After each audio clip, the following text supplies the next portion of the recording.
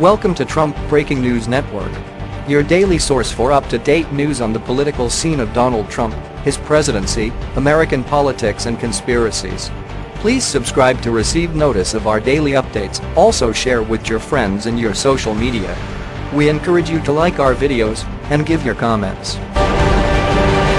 This is TBNN.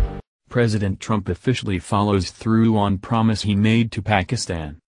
President Donald Trump is appearing to follow through on a threat to punish Pakistan for being a safe haven for terrorists.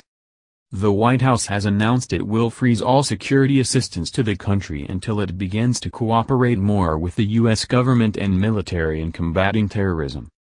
The decision comes after months of what the Trump administration describes as stonewalling and resistance from Pakistani officials in dealing with the terrorist entities working within the country's borders.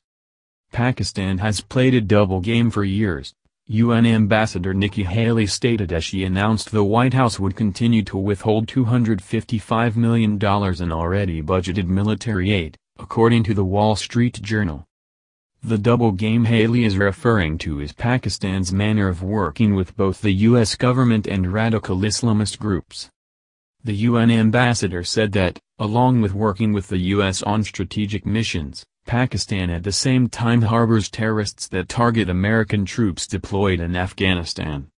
The White House originally suspended military aid in August, but Haley's announcement means the funds will continue to be withheld until Pakistan decides to change course.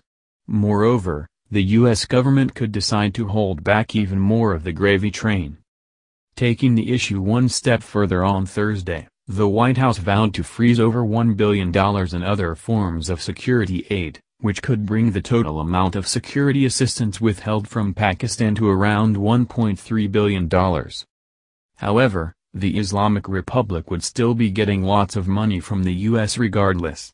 The funds in question do not affect the more than $220 million in healthcare and economic support the American government will continue to dole out to Pakistan. The announcement of economic punishment is not surprising. The U.S. government has long complained that Pakistan was not a sincere partner in America's war on terror, and the president himself used his first tweet of 2018 to air his grievances. The United States has foolishly given Pakistan more than $33 billion in aid over the last 15 years, and they have given us nothing but lies and deceit, thinking of our leaders as fools. They give safe haven to the terrorists we hunt in Afghanistan, with little help. No more. Trump tweeted.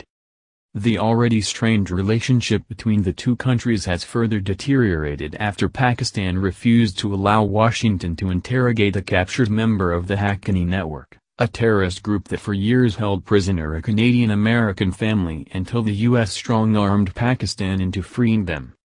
The country has, at many times before, refused U.S. access to people of interest. More notably, Pakistani authorities have imprisoned Dr. Shakil Afridi, a Pakistani physician and the man most credited with helping U.S. forces locate and kill Osama bin Laden. Despite pleas from the American government, Pakistan continues to keep Afridi in jail on what many argue are dubious accusations.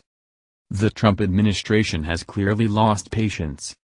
Back in August, the president stated that the next pillar of his strategy for battling radical Islamic terrorism would include a change in our approach to Pakistan. Addressing military personnel at Fort Myer, Trump outlined a new strategy for Afghanistan and South Asia, and accused Pakistan of giving safe haven to agents of chaos, violence and terror. Those words were not lost on government officials in the Islamic Republic, who have responded by saying that their government has done plenty to fight terrorism and that their efforts have not been properly acknowledged. Pakistan argues that its participation in the U.S. war on terror has resulted in more than $100 billion in economic losses and tens of thousands of lives lost. We did not fight for money, Major General Asif Ghafoor, a spokesman of the Pakistani military, said Wednesday. We have done enough and we cannot do any more. Not to be bullied by Washington, Pakistan says it can do without U.S. aid. What do you think? Scroll down to comment below. This has been the Trump Breaking News Network. Please subscribe and share to stay up to date on the latest news about our president.